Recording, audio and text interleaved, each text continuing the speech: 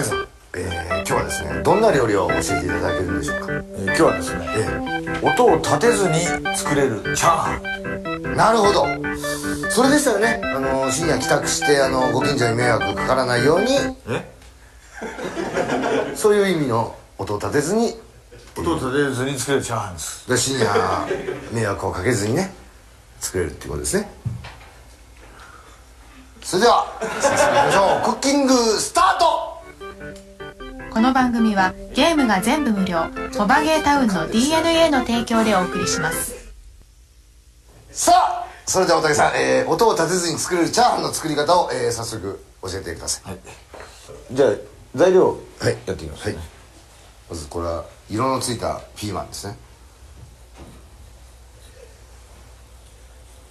そーっと料理するっていうことですか、ね、テクニック的なもんなんですかそれね。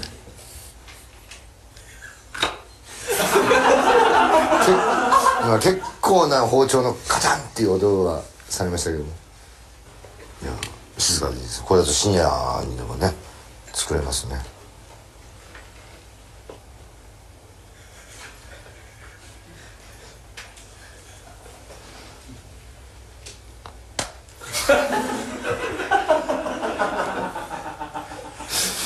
工夫されましたね非常に工夫されましたね。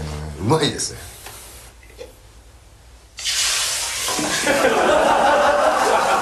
もうああ相当音出ちゃいましたね。相当音すげえ中華料理屋ぐらいもう出てますけど、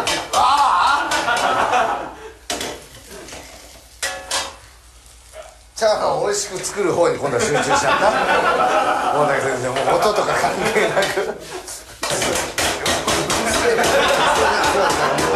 大竹先生、普段のチャーハンよりうるさくなってます。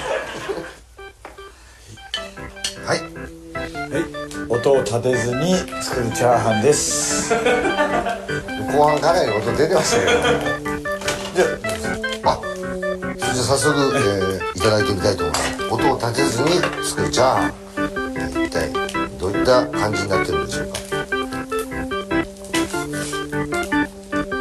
うまい。この番組はゲームが全部無料モバゲータウンの DNA の提供でお送りしました。